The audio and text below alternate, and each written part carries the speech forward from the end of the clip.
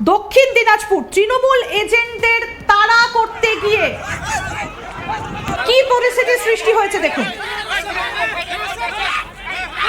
BJP প্রার্থী শুভেন্দু সরকার আক্রান্ত হয়েছেন দেখুন।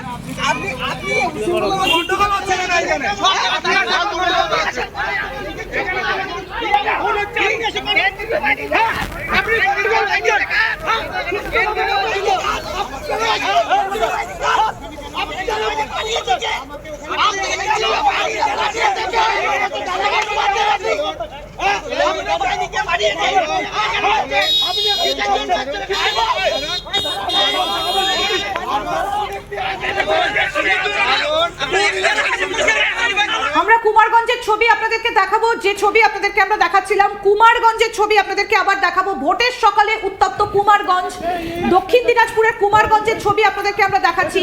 তৃণমূল এজেন্টদের তাড়া করছেন বিজেপি প্রার্থী শুভেন্দু সরকার। অভিযোগ, কুমারগঞ্জে বিজেপি প্রার্থী অভিযোগ করছেন তাদের এজেন্টদের বুথে ঢুকতে বাধা দেয় তৃণমূলের কর্মীরা। এরপর পরিস্থিতি উত্তপ্ত হয়ে ওঠে, দুপক্ষের মধ্যে ধাওয়া পাল্টা ধাওয়া।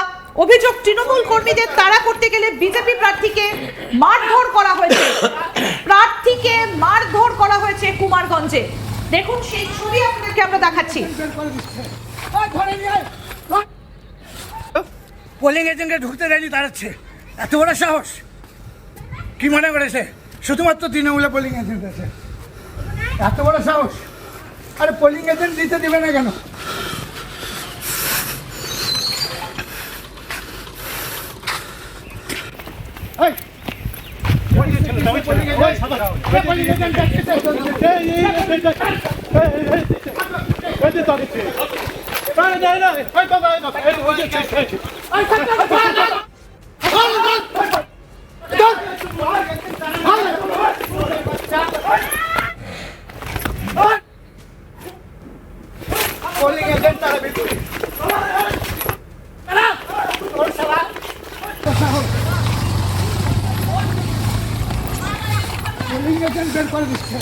আমাদের সঙ্গে রয়েছেন মৃদুল হোর, আমাদের প্রতিনিধি। মৃদুল, ঠিক কি ঘটেছিল সেই সময়? দেখো, আজকে সকালেই যখন ভোট শুরু হয় ঠিক সেই সময় আমাদের কাছে খবর আসে যে কুমারগঞ্জ যে বিধানসভা কেন্দ্র, সেই বিধানসভা কেন্দ্রে কিন্তু ঝামেলা হচ্ছে। এবং তখনই যেটা বিষয় দেখা গেল, সামনে আসে অভিযোগ করে আমাদের কাছে প্রার্থী যে তাদেরকে ঢুকতে মানে এজেন্টকে তাড়িয়ে দেওয়া হয়েছে। এবং তারপরেই আমরা জানতে পারি যে সেই এলাকাতে যখন যে প্রার্থী সে যখন যায় পুরো ব্যাপারটা দেখার জন্য সে প্রচন্ড দৌড়তে এবং দৌড়তে ঘটনাস্থলে যায়। এবং সেই যাওয়ার পরে তৃণমূলের যা সমর্থক রয়েছে তারা কিন্তু তাকে মারধর করে। এবং সেই ছবি আমরা সঙ্গে সঙ্গে পেয়ে গেছি। পরবর্তীকালে পুরো এলাকা উত্তপ্ত হয়ে যায় এবং কিছুক্ষণ আগেই এখানে পুলিশ সুপার চিন্ময় মিত্তার তিনি কিন্তু ঘটনাস্থলে এসেছেন এবং এসে একটু আগে আমাদের সঙ্গে কথা বলে তিনি বললেন যে যারা এই ঘটনা ঘটিয়েছে তাদেরকে চিহ্নিত করা গেছে এবং তাদেরকে অ্যারেস্ট করা হবে। এই কথা বলে তিনি এই মাত্র বেরিয়ে গেলেন। তবে আমরা এখন এলাকা পোলিং এজেন্টকে ঢুকতে দেয়নি, তাড়াচ্ছে। এই মুহূর্তে কুমারগঞ্জের ছবি আপনাদেরকে আমরা দেখাচ্ছি। মৃদুল, শোনা যাচ্ছে? মৃদুল, কি অভিযোগটা কি, যে তার বিরুদ্ধে এই অভিযোগগুলো কেন উঠছে? তিনি একা এভাবে তাড়া করছেন, আবার তিনি বলছেন যে তার এজেন্টদেরকে বসতে দেওয়া হচ্ছে না, তৃণমূলের এজেন্টরা সেখানে ঢুকে গেছে। সেন্ট্রাল ফোর্স কি করছিল? কড়া নিরাপত্তার মোড়কে তো সকাল থেকে ভোট হচ্ছে, এই বুথে কি সেন্ট্রাল ফোর্স ছিল না?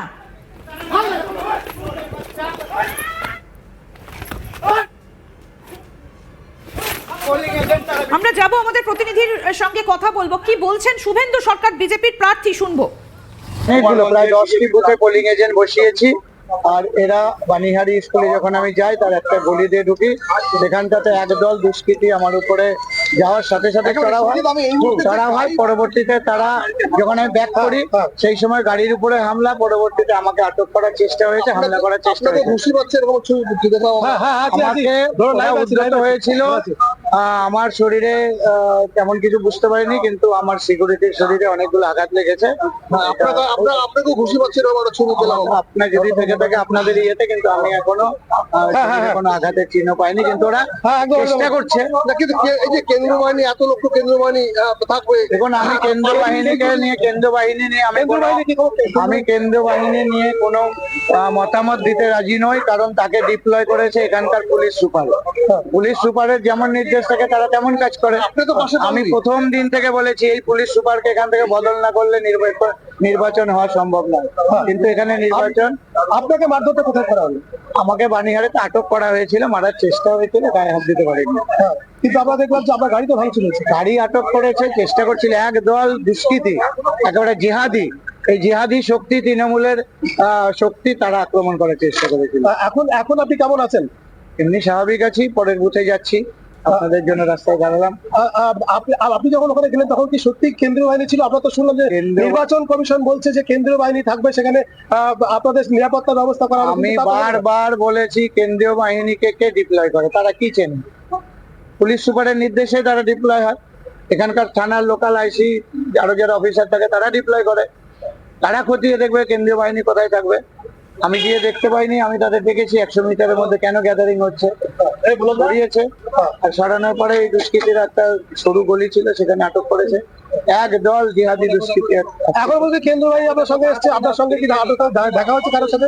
আমি যেটা ওই বুথে ডিপ্লয় আছে এটুকুই দেখেছি, বাইরে আলাদা করে। তারা আপনাকে বাঁচানোর চেষ্টা করেছিল?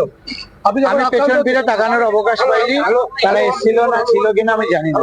অনেকগুলো, প্রায় 10টি বুথে পোলিং এজেন্ট বসিয়েছি, আর এরা বানিহারি স্কুলে যখন আমি যাই তার একটা গলি দিয়ে ঢুকি, সেখানটাতে একদল দুষ্কৃতী আমার উপরে যাওয়ার সাথে সাথে চড়াও হয়। পরবর্তীতে তারা যখন আমি ব্যাক করি, অর্থাৎ আরো বেশ কিছু গন্ডগোলের খবর কিন্তু এর মধ্যে উঠে আসছে। আমি আবার থামিয়েছিলাম বিশ্বজিৎদাকে, বিশ্বজিৎদা যেখানটাতে বলার ছিল, হ্যাঁ বলুন, মানে খুব রেলিভেন্ট, সরি। হ্যাঁ বলুন।